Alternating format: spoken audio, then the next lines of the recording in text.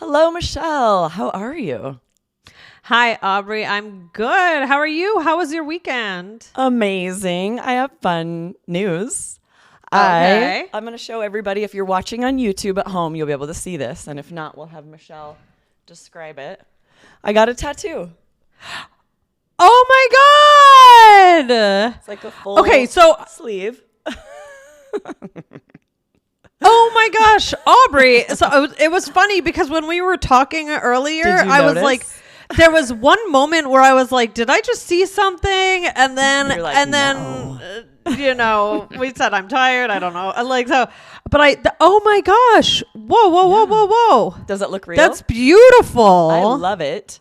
So it's this is a real. No, it's henna. Have you ever gotten a henna tattoo? Okay. It's henna. On the video, it's hard to tell, right? So, but it's henna, but it is a full sleeve of henna tattoos. So you can come and look at it on YouTube if you are listening on the podcast it looks later. Beautiful. I am obsessed. And here's the story really quickly. I was at my daughter's birthday party and a woman had a full sleeve of tattoos that I loved. They were so beautiful. And I was telling her, I'm like, I love your tattoos. I've always wanted a sleeve like that. And she was like, why haven't you done it?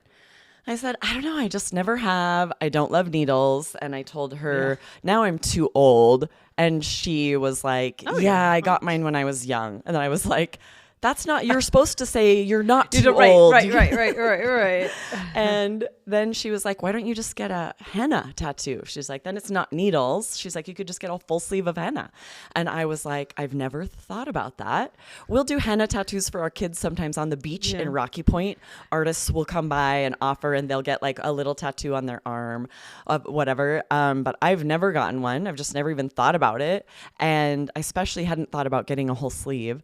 And so I looked at her and I was like, I'm going to go do that right now. And I left. I called another mom to pick our kids up from the birthday party. And I went to a henna shop. And for the next 3 hours, I was there getting this henna tattoo. And it was so fun. I was going to ask how long it takes. Yeah. Well, it's beautiful. And at first, it's very dark before the ink flakes off. So I got home and my husband saw it. And it looks more like a real tattoo when it's really dark before the ink flakes off. And he was like flabbergasted. Just like, oh, because I've never even really talked about getting a tattoo. It's not something that would be on his radar. So that was fun. And so I shocked you and I shocked him and maybe everybody listening at home. Everybody on YouTube might also be shocked. So how long will it last? A couple weeks. If they said if you don't get really hot water on it and keep it out of direct sunlight, it should last 2 weeks. So, but now that I have it, I love it so much. I'm like, maybe I need a full sleeve of real tattoos. Maybe I can handle needles because I love it so much. You could start with something small and then, that's not really me though. I'll probably just get the whole sleeve all at once. No, I'm joking. I think I would start with a small one and see if I can handle the needles and see if we'll see. We'll see. Do you have any tattoos, cool. Michelle?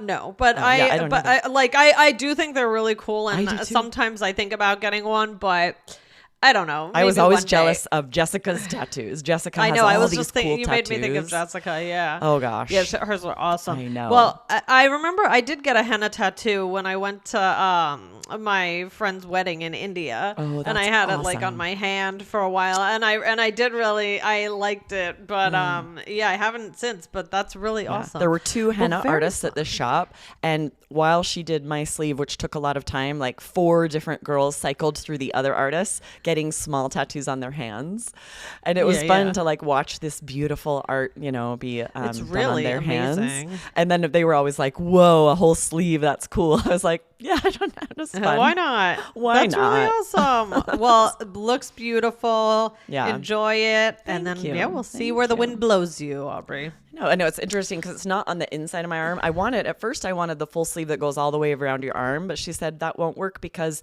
you'd have to do the top and it's wet for a long time while it dries. She's like, you wouldn't be able to turn your arm and have her do the bottom right away. You'd have to come back another time and so I was like, just do it on the top. We're good. Yeah, that sounds good. Yeah, beautiful. That's the main part of my arm that people see. It's not like I'm showing people the underside of my arm very often. Right. Though I just did it twice on YouTube.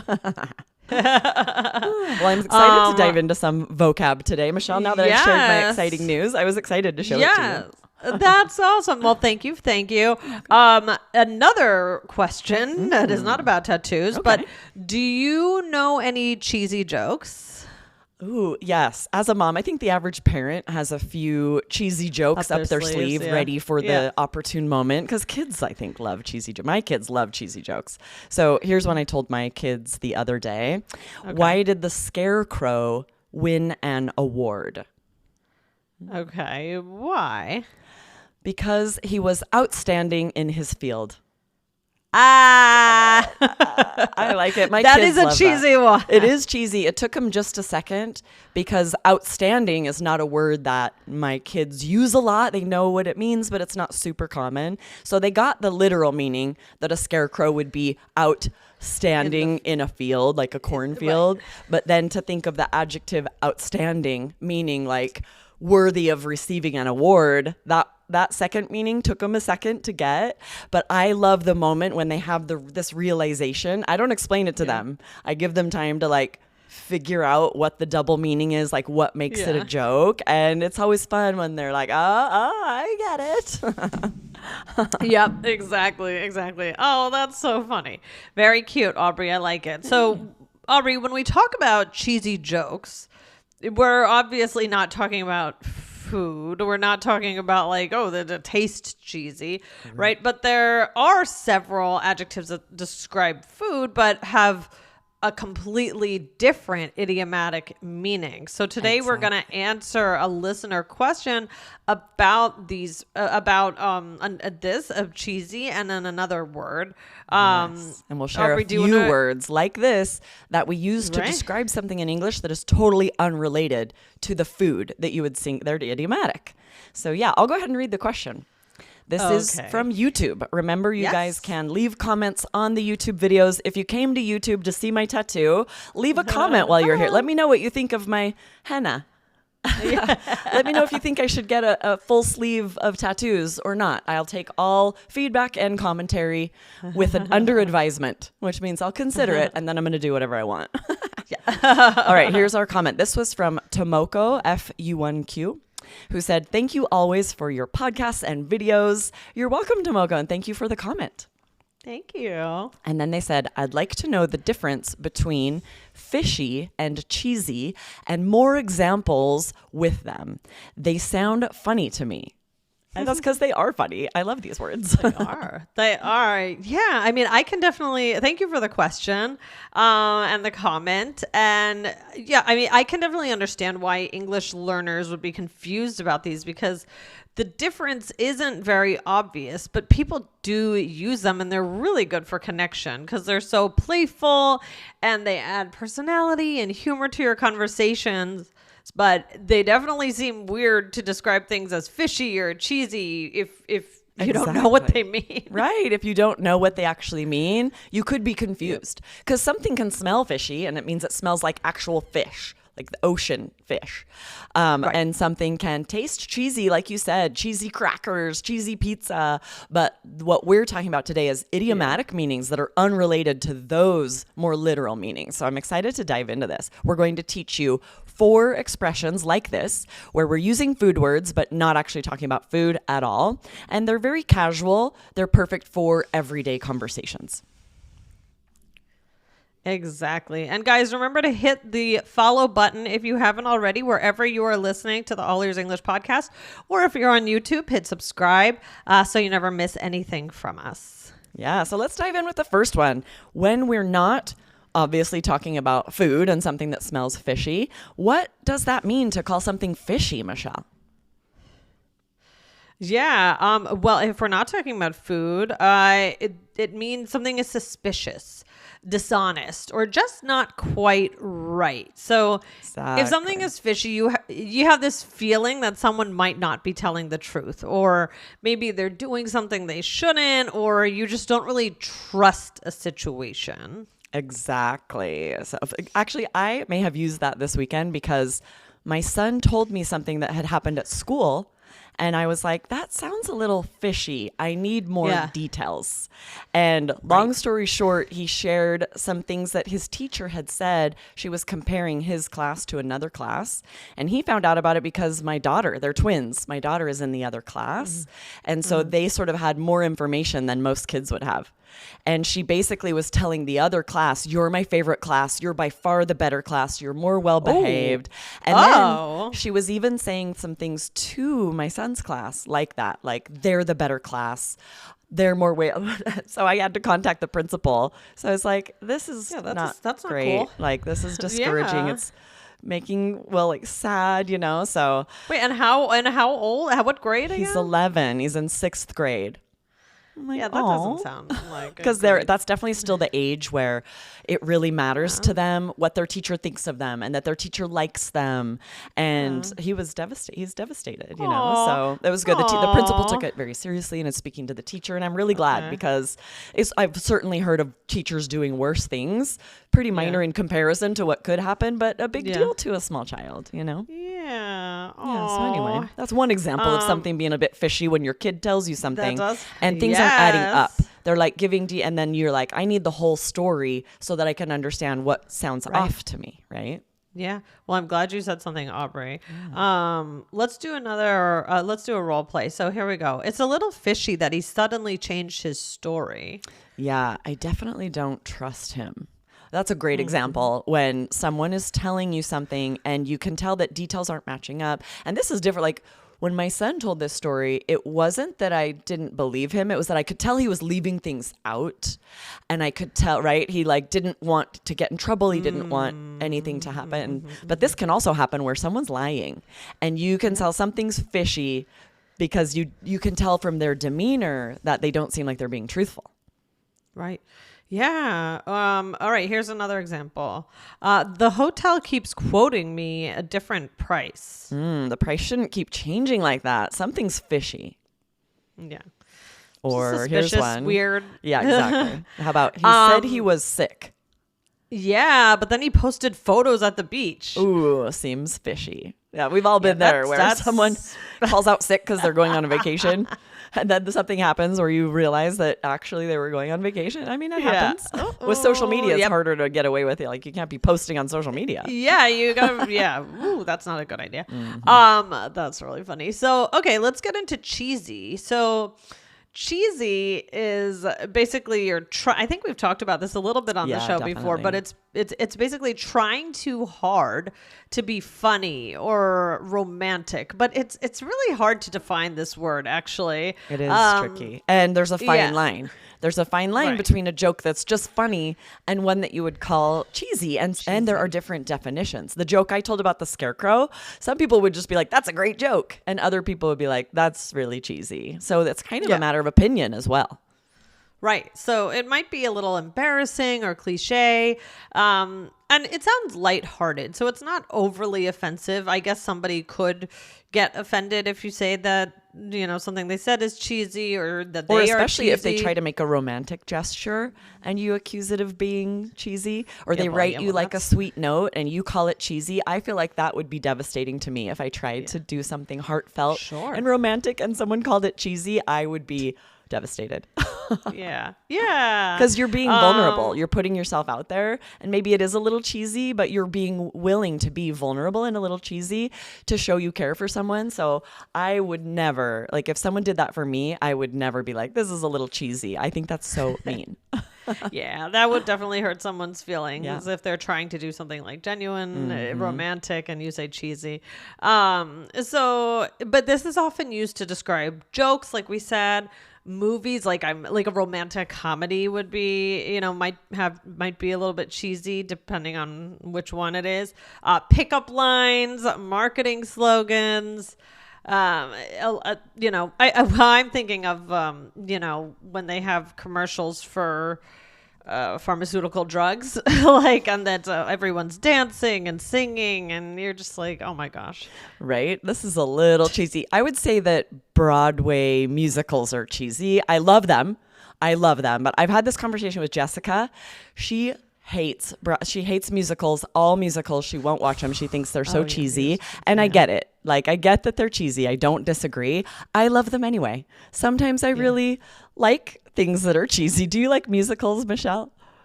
Well, yeah. Oh, yeah. I mean, I'll say this. I do love musicals. It depends on the musical. Some are too cheesy for me. But Dan is of the opinion that they're pretty much all cheesy, and I can't really watch them. Which I get it. I'm not saying they're not it. cheesy. I think my husband might agree and just be like, no, this is too cheesy. I can't do it. But sometimes it they depends. really are, though. Sometimes they really, and different music, like some of the older ones are more cheesy, like My Fair Lady might be really cheesy. The newer ones like Hamilton and Dear Evan Hansen are not as cheesy. I feel like the modern musicals are not as cheesy. So it depends. But this is, we're going to get into just a second into like, more examples with cheesy and a role play. So we will show you those right after the break. Hey, quick question. Do you want to feel more confident when you speak English? If so, we made a free guide for you. It'll help you avoid those common mistakes and start speaking more naturally in real conversations. Go grab it in the description below. And if this is helpful for you, make sure that you like and subscribe. We're here 5 times a week to help you connect in English. Okay, Michelle, so let's give some examples with cheesy here. For example, did you hear his pickup line?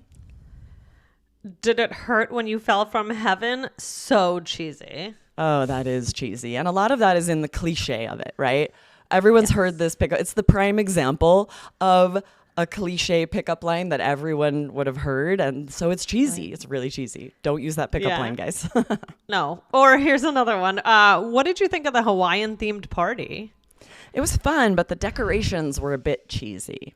So yeah, this might be stuff you bought at the dollar store that's a little bit more like bright colors. And it's not those like, really classy decorations. Like it's maybe more like big flowers and then it might seem a little cheesy, but like my kids would love that. My kids love cheesy decorations. Yeah. It depends on the party. Cheesy can be fun. Right. Exactly. There's a time and a place. Exactly. And then how about this? Because sometimes people like cheesy things, right? Mm-hmm. So I might say, we've talked about Love Actually on the show, and though it has its faults, I still love it. Oh, I watch it every Christmas. I love cheesy holiday movies. Yeah, I still love Love Actually. I do too. This is very true for me. I watch it now. I still watch it every Christmas. We've talked about it on the podcast before, but I recognize its faults. There is fat shaming. Right. There are things that shouldn't be there, but I can forgive its faults, recognize it as a product of its time. I'm grateful that we have evolved and those jokes wouldn't be in a movie now, or at least would be less likely. And I can still love it. And I love the cheesiness. I love the ending. I love everything not everything. I love that movie. Yeah, me too. It's the best. All right, let's do a role play here, Michelle, with Cheesy and Fishy to show how they might look in a conversation. I'll start us out. Ready? Yes. Hey, did you hear about Jake's business opportunity? Yeah, I don't know. It sounds kind of fishy to me. Yeah, he said we could get rich overnight. That's already a red flag. Anytime someone says that, it's usually fishy. I agree. And the way you presented it was sort of over the top. Right? All those dramatic lines like, this will change your life forever. So cheesy. Yes, I almost laughed out loud when he paused for effect. Oh, same here. I felt like he was acting in a low budget movie. Yeah, I don't think I'm going to sign up. What about you? Not a chance. It's both fishy and cheesy. Worst combo ever. Exactly. Let's stick to normal ways of making money. Yeah, less drama, fewer scams. Exactly. Oh, that would be so tricky. Imagine like a friend is pitching to both of us like a multi-level marketing scam, and we're just like trying to be polite and save the friendship, but we're like, oh no, no thank you. No thank you. Yeah. This was really great. Like a way to combine both of these and give lots of examples. So I really like this role play. So yeah, you said, how did you hear about Jake's business opportunity? And you were saying that in this way of already almost you have like it's some in judgment, quotes, right? If I wrote that, I would write quotes around it, kind of like a business opportunity ? Right. And I said, yeah, I don't know. It sounds kind of fishy to me. So we need more information. Why does that sound fishy? So that's what you gave next. So what did you say? Mm-hmm. You said, oh yeah, he said we could get rich overnight, right? Yep. And then you're like, that's a red flag, anything like that. And when someone says that, it's pretty fishy. And then I said, yeah, this just seems over the top. And you said one of his lines, one of the things he said, you called cheesy. This will change your life forever. That's a kind of a cliche line, feels cheesy. Right. Yes. And then let's see. The next thing is, you said, so are you going to join? And I said, not a chance. It's both fishy and cheesy. Worst combination ever. That is the worst combo ever. Imagine fishy and cheesy. I'm passing on something that's fishy and cheesy. But guys, follow for part 2. We are going to do a part 2. This is a 2-part series with other words we use that are related to food, but we use them like this, where we're not talking about food. We're talking about something else, like nutty and peachy. So definitely hit follow so that you don't miss that. And if you'd missed it, go check out episode 2652. That was just yesterday's episode, When to Call It, the American Narrative Toward Perseverance. Love it. All right. This was fun, Aubrey. I hope you guys didn't think this episode was fishy or cheesy. Yes. I hope you don't think my tattoo is cheesy or fishy. My daughter, actually, this is funny. When I got it, my daughter was a little giving me the side eye, and she went and Googled if henna tattoos are cultural appropriation.